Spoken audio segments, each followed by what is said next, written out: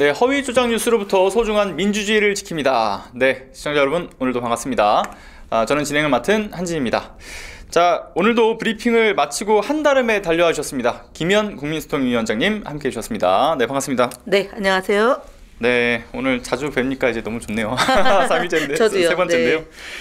자, 그럼 오늘도 팩트체크 본격적으로 좀 분석을 해봐야겠죠. 먼저 팩트체크 키워드부터 살펴보도록 하겠습니다. 자, 여당 포기 선언 미래 없이 저주로 점철된 국힘. 자, 윤석열 파면 이후에 지금 대선 레이스가 지금 한창이죠. 그런데 국민의힘 지도부를 비롯한 대선 주자들은 이 계엄 사태 이후 탄핵 국면을 두고 여전히 민주당과 이재명 대표 탓이다, 이런 주장을 좀 들고 나왔습니다. 먼저 영상을 함께 보고 오시죠.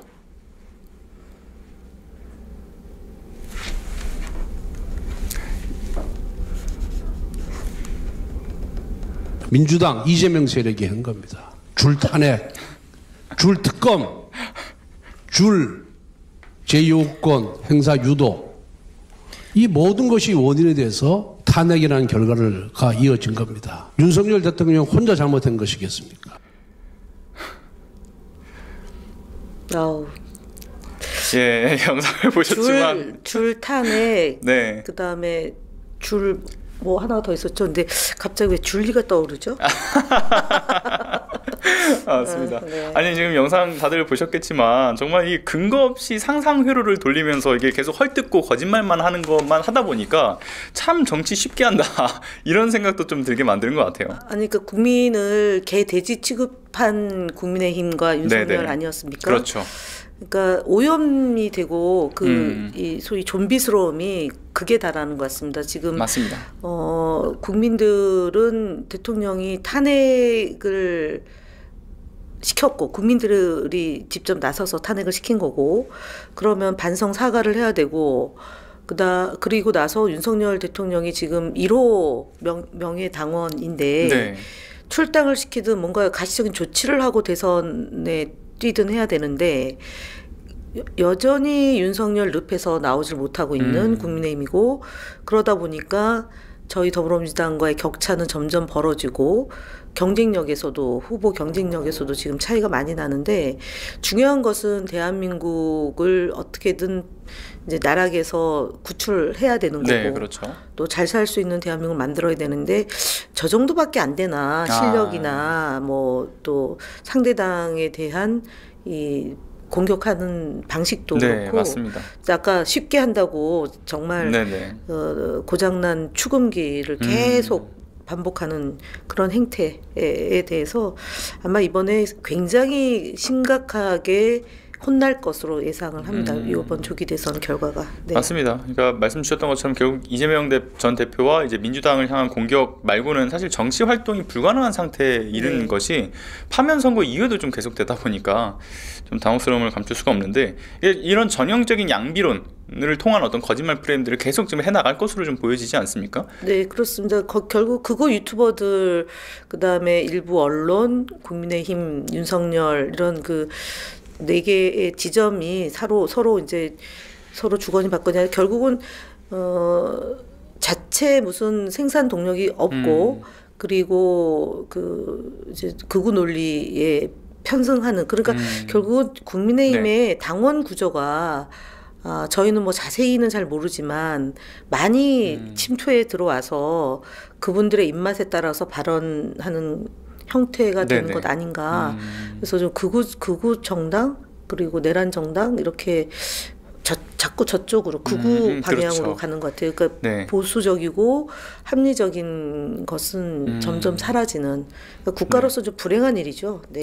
그렇습니다. 맞습니다. 그러니까 정상적이고 합리적인 논의, 그러니까 이런 여러 미래 비전에 대해서 논의할 수 있는 구조 자체가 지금 아닌 상태에 이르렀다고 말씀 주셨는데, 근데 앞으로 이런 그 불법 계엄에 대한 파장, 이것을 책임을 계속 민주당하고 또 외부의 책임을 돌리려고 하는 이런 굉장히 좀 다양하고 정교해진 방식의 거짓말들을 내뱉을 것이다 라고 보여지는데, 아무래도 그렇기 때문에 민주파출소의 역할이 무엇보다 좀 중요한 시기이지 않을까라는 생각이 지금 듭니다. 지금 저희가 오늘까지 해서 거짓말 시리즈가 84가지로 지금 하고 있는데, 사실 그것도 다 하는 거 아니에요. 그 뭐 하루에 한두 개 정도로 좀 네네. 제한하는데 지금 이제 곧 다루겠지만 김문수 후보 대선 후보도 못지않게 지금 이제 네. 내뱉고 있고 그동안은 주로 이제 권성동, 권영세 이제 이런 분들 그러니까 비대위원장하고 원내대표가 이제 이재명 대표를 공격하거나 민주당을 공격할 때 거짓말을 동원해서 하는 건데 지금 이제 후보들이 20명이잖아요. 네.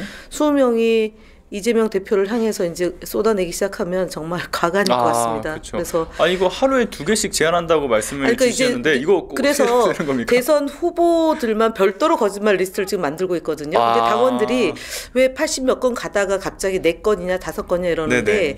좀 분리를 하고 있습니다. 너무 이거 소위 국민의힘의 거짓말 시리즈하고 대선 주자들의 네네. 거짓말 시리즈가 이렇게 좀 분리해서 지금 저희가 카운트를 하고 있는데 묶어야 될지 싶네요. 이거 네. 워낙에 많다 보니까 거의 20개. 국도에 마비되는 수준 아닙니까? 괜찮습니다. 우리 저 그 소통국 안에 네. 유능한 저 인재들이 많고 또 국민들이 제보를 많이 해주셔서 저희가 또 그리고 변호사들이 저희 공익 네네네. 변호사들이 여러 자원봉사해 주는 분들이 있으세요. 그분들도 못지않게 자판기를 하고 있습니다. 그러니까 네. 고발장 그다음에 민원 그다음에 제보해 주는 내용들을 정리해서 언론중재위 그다음에 방송통신심의위원회 그리고 구글 이런 데다가 지금 민원을 계속 넣고 있는데 네. 오늘도 참, 상당한 내용들을 지금 예. 네, 이런 노고에 하고, 대해서 네. 시청자 여러분들이 많이 공유 좀 해주십시오. 네, 그러고 계신 것 같아요. 네. 사실은 저희가 촛불 광장에 나갔을 때도 민주파출소 때문에 거짓말, 저쪽에서 한 거짓말, 그다음에 이제 그 허위 조작 정보가 얼마나 광범위하게 유포되고 있는지 알고 저희가 걸러내주는 작업을 해주셔서 네. 힘이 된다 이런 말씀을 많이 응원의 말씀 많이 듣고 있었습니다. 네. 맞습니다.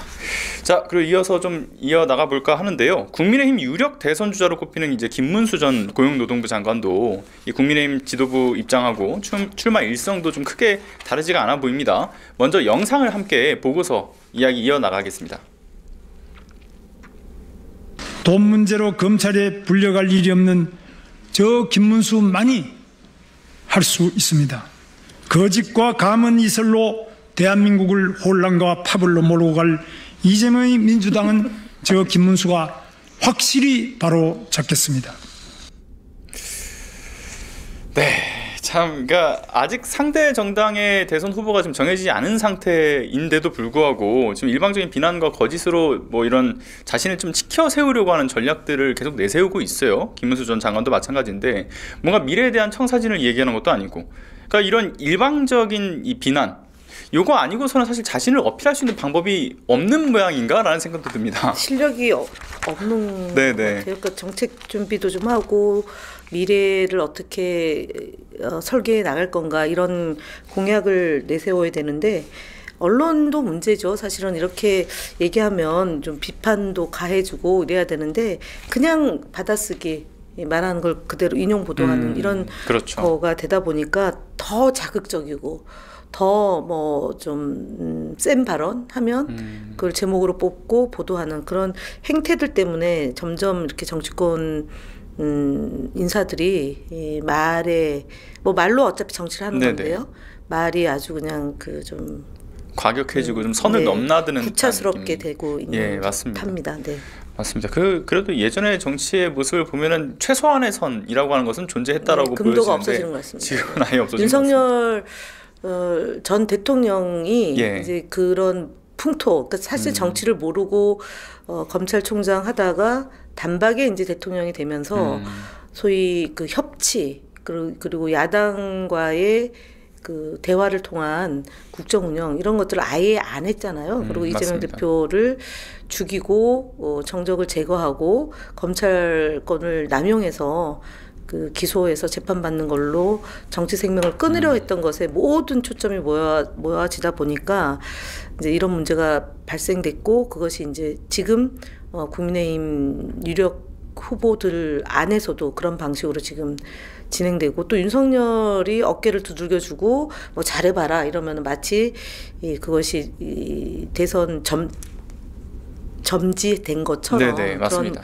상황인데 사실 파면된 대통령을 만나서 사진 찍고 얘기 듣고 하는 거는 창피스러운 일 아닙니까? 맞습니다. 근데 그걸 동네방네 자랑하고 사진 예. 찍어서 내보내고 이런 행태에 대해서 도저히 이해할 수가 없는 그렇죠. 상황인 거죠. 네. 상식적으로 납득하기 어려운 모습들이 네. 계속되고 있는데 그런데 그 경선 과정에서 이제 나온 이 대선 후보들 같은 경우는 계속 충성 경쟁을 이어가고 있는 지금 하고 있는 모습이 거죠. 네. 참 당황스럽습니다. 자, 근데 이제 계속 이어서 김문수 전 장관 얘기를 좀 더 하자면요. 계엄에 찬성한 적은 없다라고 이야기를 하면서 앞뒤가 맞지 않는 얘기들을 지금 꾸준히 해오고 있지 않습니까? 네. 이 불법 계엄 직후였던 12월 5일 날에는 윤석열이 계엄을 선포할 정도의 어려움에 처했었다라고 주장을 하기도 했었고요. 그리고 지난 2월에는 계엄이 대통령의 고유 권한이다라는 등 이 윤석열의 내란 행위에 대해서 옹호를 하는 발언들을 지속해 왔었죠. 그리고 무엇보다 이제 국회 현안 질의 그 과정에서 국무위원들의 전원 사과 요구에 대해서 유일하게 사과를 하지 않은 국무위원이기도 하지 않습니까? 네, 그래서 지지율이 급등해가지고 대선 후보 1등으로 지금 국민의힘에 그게 이제 그런 식으로 퍼포먼스를 해가지고 생긴 일들이죠. 네, 맞습니다. 네. 그래서 관련된 영상을 먼저 보고서 이야기 나누겠습니다. 윤석열 대통령의 비상계엄이 위헌이냐 위법이냐 이 부분은 위법한 부분에 대해서는 지금 재판 진행 중인 거로 그렇게 돼 있죠. 그 위헌이냐 하는 부분은 그 비상계엄 자체가 위헌이다는 건 아니고 그 방식이나 이런 것이 위헌이다라는 판단이 헌법재판소에서 났죠. 보면은 본인이 무슨 말을 하고 있는지도 잘 네, 모르는 모르는 듯한 것 같습니다. 느낌이 좀 네, 네. 든다라는 아무 말 생각이 들어요. 대잔치입니다. 네. 맞습니다. 근데 영상을 보신 내용처럼 뭐 이런가 하면 사실 깨끗한 손 김문수 뭐 이렇게 어필하는 것과 달리 아주 화려한 법법 행위 논란의 전력이 좀 있지 않습니까? 네네. 2002년에 폭행치상 사건으로 유죄 판결을 받았었고요. 그리고 2019년 집회 및 시위 법률 위반으로 300만 원의 벌금형을 받았습니다. 그리고 이제 팬데믹 사태 당시 코로나 검사 동행 요구를 거부를 하면서 논란이 되기도 했었고요. 2020년 감염병 예방법 위반 혐의로 지금 2건의 재판 여전히 지금 항소심이 진행 중에 있습니다. 자, 근데 과거 이런 이력들을 보게 되면 깨끗하다 이런 발언들, 감히 이런 발언을 본인이 담는다라는 게 참 후한무치하다라는 생각이 좀 드는데요. 저 발언들 전반적으로 좀 어떻게 평가를 하십니까? 이분이 나 김문수인데 도지사 때 네네. 왜 그 소방관 119 전화해가지고 계속 얘기하니까 왜 전화했는지 용건을 말씀하라. 근데 그거 안 하고 간증성명 대라고 그랬고 그래서 그 소방관한테 불이익을 주려고 그러다가 여론의 문매를 맞고 이제 유야무야 했던 일이 그렇죠. 있는 거잖아요. 네. 나 김문수인데 이제 그 아주 희대의 발언을 맞습니다. 하고 그다음에 말씀하셨던 감염병 예방법 그 위반 혐의로 예. 이제 동행해 줄 것을 요청하니까 국회의원 3번 한 네, 삼선이다 뭐 이걸 강조하면서 갑질을 해서 또 그 국민들로부터 질타를 받았고 사실 대정부 질문에서 최민희 위원장이 할 때 예. 김구 선생 등 이런 독립운동한 분들의 국적이 어딘지 아느냐라는 질문할 때 중국 아니냐라는 식으로 답변해서 네네. 그것 역시도 이제 도마에 올랐습니다. 그래서 여튼 이 김문수 그 전 도지사 그리고 장관이 했던 영상 한번 보면 네, 어떨까 좋습니다. 싶은데요. 네, 네. 자, 일단은 그 영상 소위 김문순대 영상으로 유명한 영상이죠. 함께 보고 오겠습니다. 나는 도지사 김문수입니다. 여보세요? 예, 소방서입니다. 말씀하십시오. 내가 도지사인데 그 이름이 누구예요? 지금 전화 간 사람. 아니 지금 내가 도지사라는데 지금 그게 안 들려요? 예, 소방서입니다. 예, 내가 경기도지사 김문수입니다. 예, 예. 아까 전화 받았던 사람 관동생님 좀 이야기해봐요. 예, 이 김문수 전 장관에 대해서는 우리가 깊게 살펴보지 않더라도 뭐 어찌 보면 윤석열과 비슷한 수준의 굉장히 위험한 인물이다라고 생각이 들기도 하고요. 심지어는 그 자당의 그 홍준표 전 대구시장 같은 경우도 지난 8일 날에 SNS를 통해서 김문수 전 장관을 뭐 탈레반이다라고 이제 비유하기도 하지 않았습니까? 네. 그래서 이런 식의 그 후보자 상대 정당의 후보자를 비난할 자격조차가 없다라고 보여지는데 어떻게 자격이 좀 있다고 보십니까? 아니 앞서 말씀드렸던 것처럼 그때 네. 계엄 시기에 그것이 잘못됐냐 질문하고 그다음에 사과할 용기가 있느냐라는 국무위원들의 그 입장을 물을 때 유일하게 앉아서 그 이제 사과를 안 했던 그 모습으로 단번에 이제 대선 후보 반열에 올라간 거잖아요. 1등으로. 그렇죠. 네. 근데 그러면서 이제 극우적인 행태, 그다음에 특히 이전에도 정강훈 목사 집회에 가서 발언한 내용이나 이런 것들이 그러니까 그 소위 국민의힘이 그만큼 극우 세력의 포위가 돼서 생긴 네. 현상이지 않습니까? 맞습니다. 그래서 지금 뭐 홍준표 지사가 김문수 전 장관에게 하는 멘트나 그런 것들도 사실은 되게 거친 거죠. 거칠고 또 김문수 그분도 좀 우리한테 공격하는 거나 국민들을 대하는 거나 앞서 이제 소방관한테 관등 성명이 뭐냐고 따져 묻는 거나 예. 뭐 어쩌란 말입니까 진짜. 그래서 맞습니다. 내가 김문수인데 뭐 지금 뭐 제보되는 거 소방관들한테 내가 어떤 이유 때문에 전화를 했는데라고 네네. 하면 되는데 그저 전화해가지고 김문수인데 이렇게 하니까 소방관이 그렇죠. 왜 전화했는지 용건을 말씀하라고 하니까 관등성명이 뭐냐 이런 식으로 이제 갑질을 한 거지 않습니까? 맞습니다. 그래서 이런 분들이 공직에 나오기 위해서 어쨌든 많은 이제 정치 활동을 할 건데 제발 거짓보다는 사실에 입각해서 말씀을 해서 국민들로부터 선택을 받는 그런 일이 더 우선돼야 되는데 사실은 기대를 별로 할 수가 없는 상황인 것만은 분명한 것 같습니다. 더 과격하고 더 몰지각하고 몰상식한 얘기를 하면 그 집단에서 호응을 받으니까 아무래도 이재명 대표를 공격하고 없는 사실을 지어내서 비난하는 그런 방식이 계속 지속될 것 같습니다. 그래서 앞서도 말씀드렸지만 저희가 민주파출소를 운영해서 그런 것들을 걸러내는 일이 이번 선거에 아마 가장 중요한 일인 것 같습니다. 물론 이재명 후보뿐만 아니라 저희 더불어민주당 다른 예비 후보들도 그런 일이 생길 것 같아서 저희가 네네. 이제 등록하시는 분들 전체적으로 허위 조작 정보 유무를 따져서 대응해 나가서 반드시 이겨서 좋은 세상 만들어야 되죠. 네. 앞서 얘기하셨던 것처럼 정말 국소위가 바쁠 것 같습니다. 자, 그러면 다음 팩트체크 키워드도 좀 살펴보도록 하겠습니다. 국민 배반, 윤석열 파면에도 폭주하는 극우 언론. 자, 대선 출마를 위한 이재명 전 대표의 사퇴를 이제 앞두고서 일부 언론이 좀 자극적인 제목으로 이 여론을 왜곡하려는 시도가 있었습니다. 이재명 대표의 특명이 있었다라는 머니투데이의 기사가 이제 좀 대표적이었는데요. 이거 어떤 내용이었는지 좀 설명이 필요할 것 같습니다. 이제 사실 저희가 이제 당무집행회의가 최고위원 공개 최고위원 하기 전에 이제 당직자들이 모여서 회의를 하고요. 그리고 비공개 최고위원회가 네. 있어요. 그리고 이제 공개에서 이제 대표와 최고위원들이 그날의 현안에 대해서 주로 이제 말씀을 하고 또 뭐 비공개 최고위원회가 개최되는데 언론에서 이제 좀 조각조각 띄어서 약간 기사화하고 그리고 제목 장사를 하는 일들이 있습니다. 그래서 마지막 특명이라고 얘기를 하면서 이제 한덕수에 대한 법적 조치를 하라라고 지시했다 그러는데 사실 그 뒤에도 또 지시 사항이 생겼거든요. 그러면 이제 그걸 전해주는 뭐 관계자들한테 들어서 기사를 네. 쓰더라도 크로스 체킹을 좀 해야 되거든요.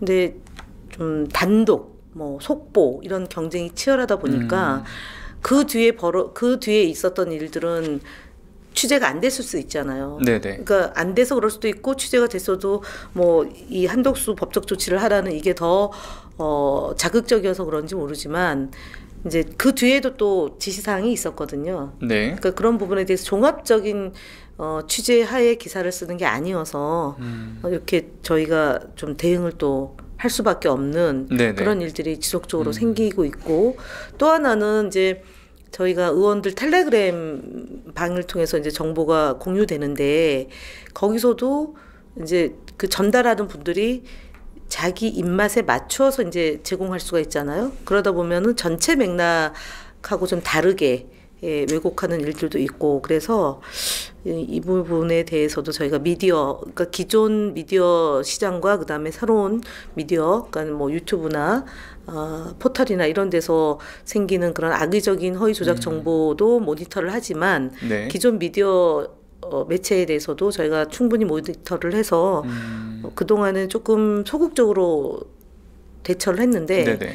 좀 적극적으로 그러니까 언론 환경을 좀 바로 세우는 그런 일들도 저희가 같이 하고 있습니다. 네. 네, 그 말씀 주신 것처럼 지금 이 머니투데이 같은 경우는 이제 언중에 제소를 했고 네. 결과는 좀 시일이 걸릴 것 같습니다만은 요즘에 뭐 그렇게 많이 걸리진 않습니다. 한 달 안에 한 달 안에 이제 되나요? 네. 네, 한 달 안에 이제 결과가 나올 것 같은데요. 사실 여기서 이제 성과를 좀 잃은 부분이 있어서 이거 소개하지 네. 않을 수가 좀 없을 것 같습니다. 네. 그 윤석열의 12.3 불법 계엄 전후로 해서 지속적으로 선동성 기사를 이제 생산해 왔던 스카이데일리. 네. 그러니까 윤석열 지지층에서는 마치 성전처럼 취급을 받고 있다라고도 알려져 그렇습니까? 있더라고요. 성전인가요? 네, 거의 그 정도 수준이라고 하는데 그 국민소통위가 이 경찰에 고발한 성과가 나왔죠. 최근에 이제 압수수색도 네, 하고. 그렇습니다. 이 스카이데일리가 사실은 선관위에 이제 계엄군들이 투입이 됐고 그리고 그 중국인이 99명이 체포됐다라고 예. 했는데 사실은 중국인이 체포된 거는 전혀 다른 뉴스였어요. 네. 2016년도인가 중국인들이 그 백령도 인근에서 불법 조업하던 어선과 이제 그 조업하던 분들이 이제 체포돼서 중국으로 갔지 맞습니다. 않습니까? 그 사진을 마치 이번에 그 선관위에서 계엄군들이 99명을 체포했다라고 해서 네.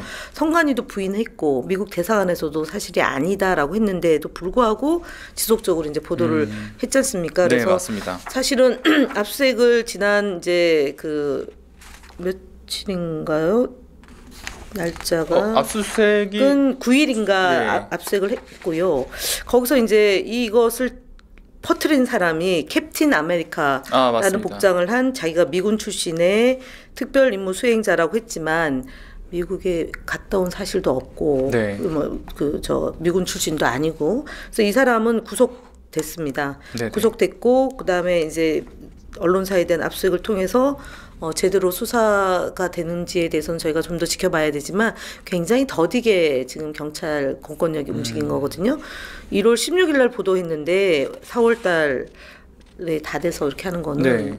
그동안 문제가 좀 뭐 심각하네요. 증거인멸도 했을 수 있고 한데 여튼 언론에 보도된 내용은 뭐 없어지지 않은 거기 때문에 이 부분에 대해서는 정말 일벌백계를 해야 되는 상황 같습니다. 언론이 이렇게 진짜 그 거짓 뉴스를 그냥 남발했습니다. 12월 3일 이후에 저희가 고발한 건수만 해도 여러 차례가 되고 언중에 지금도 거의 하루에 한 건씩 계속 들어가고 있는 것 같습니다. 네. 그렇군요.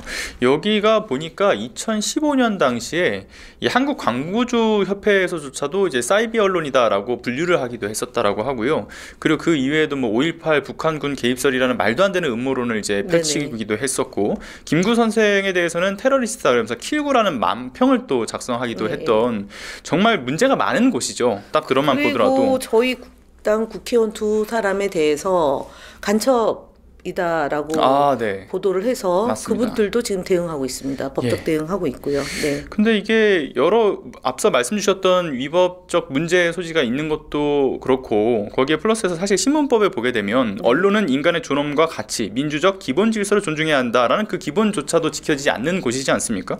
그래서 폐간해야 된다 이런 목소리도 좀 나오는데 이거 등록 취소를 서울시 관한이라고 하더라고요. 근데 오세훈 시장이 이걸 할까요? 할 리가 없죠. 왜냐면은 거의 네. 말씀드린 것처럼 그 많은 사람들이 보기엔 극우 집단의 하나의 논리를 제공하는 창구잖아요. 그리고 사실은 이 스카이데일리가 강주에서 왜 지난번 전한길 씨가 그렇죠. 내려가서 그 집회를 했는데 그때 이제 강기정 시장이 어떻게 12.3 내란 세력이 5.18로 인한 피해 지역인 강주에서 집회를 하느냐 그 집회 불허를 하기도 했던 그때의 호해를 만들어서 뿌렸던 것으로 알려져 있어요. 그래서 그것도 저희가 고발 조치를 했는데 북한군에 의한 뭐 개입이 있었다라는 내용, 그러니까 완벽하게 5.18은 북한군의 개입이 없었다라는 대법원 판단이 있음에도 불구하고 그렇게 부정적인 잘못된 정보를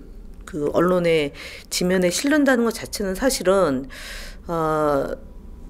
정부가 그 방임하기 때문에 나올 수 있는 상황 같습니다. 그래서 저희가 이렇게 좀 계속 이제 고발하고 언중위의 조치를 요구하고 이제 그러면은 이 이후에 이제 법적인 문제 포함해서 징벌적 손해배상 그거를 이제 문체위소관 업무인데요. 거기서 좀 다뤄야 될 것 같습니다. 네, 정말 다방면으로 이제 고민을 해주고 계신 것 같고요. 자, 그런데 이제 스카이데일리도 문제긴 한데 지난 방송에서 이제 다뤘던 정광훈 씨의 자녀들이 운영하는 그 극우 매체 자유일보, 여기서도 좀 사실과 다른 기사를 썼는데 그 관련된 내용이 또 삭제 조치가 되거나 반론 보도가 인용이 되기도 했고요. 이게 언론중재위원회를 통한 이 심리 결과가 이제 반영이 된 것이죠? 네, 그렇습니다. 그래서 그 보시다시피 재판도 찢으려고 이재명 항소심 앞두고 또 유언 심판 신청, 여기서 이제 그 재판도 찢으려고라는 그 말을 바꿔서 선거법 항소심 임박에 이렇게 이제 제목을 정정하기도 하는데 사실 이게 저희가 온라인상으로 SNS상으로 그동안 이재명을 악마화했던 그 부대들이 좀 있는데 그 사람들이 쓰던 단어예요. 그렇죠. 근데 이게 참 불행히도 우리 당의 당적을 갖고 있던 사람들 중에서도 이제 이재명 전 대표를 공격하기 위해서 이제 가족사의 아픈 점을 끄집어내서 이제 공격을 해왔잖아요. 근데 그분들이 또 이제 이낙연 후보를 지지하다가 후보가 안 되니까 막판에는 윤석열을 찍어라라고 해서 움직였던 그룹이 있어요. 이제 그 그룹들이 쓰던 용어를 지금 정강훈 네, 딸이 운영하는 그 자유일보에서 이런 게 있어서 되게 뭐 돌고 계속 그룹이 움직이면서 이렇게 분탕질을 치고 있는 것으로 보여지고, 그래서 자유일보에 대해서도 저희가 매일같이 모니터를 해서 사실에 부합하지 않는 것에 대해서는 대응을 하고 있다, 이런 말씀드리겠습니다. 딸인 전한나와 아들인 그 전해녹 그 두 사람이 발행인으로 이제 운영 중인 자유일보인데 계속 문제가 좀 심각해 보입니다. 그래서 관련돼서 언중위 제소를 통해서 계속 조치를 취하고 있다라고 말씀을 주셨고요. 앞으로 이제 이런 그 언중위에서 뭐 제소에서 심리 결과가 결국 나왔잖아요. 그러니까 이걸 판단으로 해서 추가적인 극우 매체들에 대한 언중위 제소 뭐 또는 그 밖에 다른 방법도 또 활용이 가능할 것 같습니다. 광고나 이런 문제들에 대해서도 사실은 그 스카이데일 같은 경우는 정부 광고를 굉장히 많이 받았어요. 지난 12월까지. 근데 이제 정부 광고를 계약이 끝났는데 마치 계약이 계속 유지되는 것처럼 허위 광고를 해서 그것도 이제 해당 그 정부 매체에서 대응을 좀 해야 되는데 아무래도 소극적이지 않습니까? 이제 이 부분에 대해서도 저희가 이후에 새로운 정부가 되면 그 문화관광체육위 소관 그 언론중재위, 그다음 언론진흥재단 이런 쪽에서 이제 광고에 대한 기준과 이제 평가를 하는데 반영이 될 수 있도록 저희가 관리 감독을 더 강화해야 되겠죠. 알겠습니다. 자, 그러면 마지막 팩트체크 키워드를 좀 살펴보도록 하겠습니다. 내란 선동 음모론 서정욱 KBS 시사방송 하차라는 키워드인데요. 자, 일단 영상을 보고서 함께 이야기를 이어나가도록 하겠습니다. 민주당이 이런 그 정익 재판관의 아들의 문제에 관련한 약점을 잡아서 정익 재판관을 협박한 이런 의혹에 대해서 철저하게 그 검찰도 수사를 해야 된다. 이게 재심 사유가 되기 때문에 제가 의혹을 제기하는 겁니다. 저 서정욱 변호사 같은 경우는 본인을 이제 윤석열 정부의 직속 스피커다라는 식으로 이제 이야기를 해왔던 것으로 알고 있는데요. 이 지상파, 뭐 종편 등에 출연해서 뭐 지속적으로 이렇게 목소리를 내고 있습니다. 근데 특히 유튜브 채널에서도 저런 근거 없는 이야기들을 해왔는데 이 저 서 변호사의 주장, 뭐 단순히 뭔가의 재판 불복을 넘어서서 굉장히 악의적인 어떤 중대한 허위사실 유포 아닙니까? 그렇죠. 민주당이 정영식 재판관에 대한 그 협박을 가지고 이제 탄핵을 반대하던 재판관이 탄핵에 대해서 인용 결정을 내리게 된 배경에 대해서 설명한 거잖아요. 네네. 더구나 지상파 공공재인 공영방송에 나가서 저런 망언을 하는 것을 허용한 KBS도 책임을 물어야 되는 거고요. 뭐 뒤늦게나마 하차를 했다고 하는데 근래에 이렇게 극우 유튜브들이 공영방송에 패널 또는 진행자로 나가서 폭력을 선전선동하거나 내란을 정당화하는 그런 발언과 그서 했던 게 지금 사실은 두 번째로 지금 하차한 건데 네. 상상할 수 없는 일이에요. 그렇죠. 사실은. 네네. 아무리 이게 정부의 입맛에 맞는 일들을 하는 사람들을 뭐 패널로 나가고 진행자로 맡긴다 하더라도 공정성과 공영성을 강조하고 공적 책임을 강화해야 될 그리고 최소한의 그런 그 소위 팩트 체크 기능은 있어야 되는데 그것을 몰각한 KBS는 정말 저희가 이제 18일 날 이제 가방위에서 현안 질의를 하게 될 텐데요. 그 부분에 대해서는 응당 좀 책임을 물을 거고 서정욱 변호사는 변호사인데도 이렇게 그냥 마구잡이로 민주당을 공격하고 또 재판관의 명예를 훼손하는 이런 일들에 대해서는 법적인 책임을 반드시 지우게 해야 된다는 네. 입장입니다. 방금 그 하단에서도 그 자막이 나왔었는데요. 이제 KBS에서는 유튜브에서 부적절한 발언 사실을 인지했다라고 해서 결국 이제 최종적으로 하차 조치를 한 것 같은데 그런데 이제 채널 A 등 일부 종편에서는 여전히 이제 출연 중임이 확인이 되고 있어서 이에 대한 추가적인 조치도 한다라고 네, 그렇게 이야기 해야 들었습니다. 됩니다. 그러니까 어쨌든 저희가 사실은 네. 이제 또 진행을 하시다 보면 알겠지만 방송 언론하고 이렇게 각을 세워서 뭔가 조치를 취하는 게 당으로서는 조금 부담스러운 일이기도 합니다. 네네. 그리고 뭐 정치인들도 마찬가지지만, 근데 그런 게 제때 대응을 안 해서 이게 자그마한 게 눈덩이처럼 불어나서 2022년 대선에서 저희가 아픈 패배를 하게 된 배경 중에 하나가 그 우리 후보에 대한 악의적이고 허위 조작된 정보를 그 방송 또는 유튜브를 통해서 끊임없이 재생산한다는 것을 제대로 제때 대응을 못했어요. 특히 그 SBS에서 잘 아시겠지만 김혜경 씨에 대해 법카 업체비 카드 갖고 어마어마한 공격을 했고 그리고 결국은 그로 인해서 대선 임박해서 직접 사과도 하고 그리고 공개 활동을 아예 못하게 된 거지 않습니까? 네, 그렇죠. 김건희의 논문 표절, 경력, 학력, 그 사기와 거의 맞먹는 수준으로 훨씬 더 높게 저희가 그걸 다루게 되면서 대선 결과가 결정적으로 뒤바뀌게 된 거라고 저는 생각합니다. 그래서 이번에 소통위원회에서는 어느 언론이든 어떤 형태의 뭐 컨텐츠든 그리고 댓글이든 문제가 있는 거라면 그리고 SNS상에서 허위 조작 정보가 퍼날라지는 것 포함해서 저희가 할 수 있는 한 최선을 다해서 바로잡는 노력을 하고 그것이 결국은 대한민국 국가의 그 분열과 갈등을 최소화시킬 수 있다라고까지 해석하기 때문에 잘 하겠습니다. 네, 감사합니다. 그 이런 매체에 대한 이야기도 쭉 다뤘는데요. 근데 앞서 이제 서정욱 변호사가 운영하는 그 유튜브 채널처럼 제가 극우 채널들에 대한 이야기도 빼놓을 수는 없을 것 같아요. 이런 가짜뉴스와 허위 사실을 유포하고 있는 이 극우 채널들 유튜브 가이드라인 위반으로 해서 신고를 했는데 네. 그럼에도 불구하고 유사 채널을 만들어서 이 제재라든가 해지를 회피하는 행위를 지금 지속적으로 반복하고 네네. 있지 않습니까? 네네. 이에 대한 대응도 지금 해나가고 있죠. 그렇죠. 지금 이제 계정 하나를 만들어 가지고 이제 수익을 창출하고 그래서 그게 폐쇄됐는데 유사 계정을 또 만들어서 활동을 하는데 사실은 구글이 이제 그 정책을 이제 감별하는 게 있고요.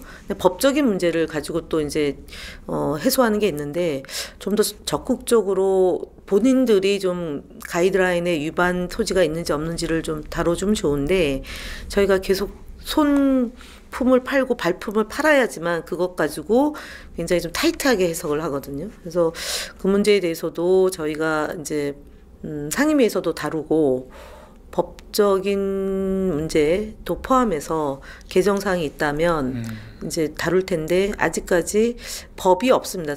이 지금 이제 그 알고리즘과 관련해서 제대로 살펴볼 수 있는 법이 없어서 곧 이제 준비하고 있는데요. 그 부분에 대해서도 이제 구글이나 해외 기업도 있지만 이제 국내 이제 그런 포털에서 생기는 그런 불법적인 문제를 보다 좀 적극적으로 해소할 수 있는 방안까지도 함께 지금 준비하고 있습니다. 네, 뭐 감시 대응을 넘어서서 이제 제도적인 보완까지도 네. 해 나가신다라고 말씀 주셨는데요. 네, 알겠습니다. 자, 이런 그 꼼수 유사 채널은요. 저희 민주파출소 홈페이지에 들어가시면 그 상단에 신고하기 탭이 있습니다. 그 신고하기 탭을 통해서 신고가 가능하니까요.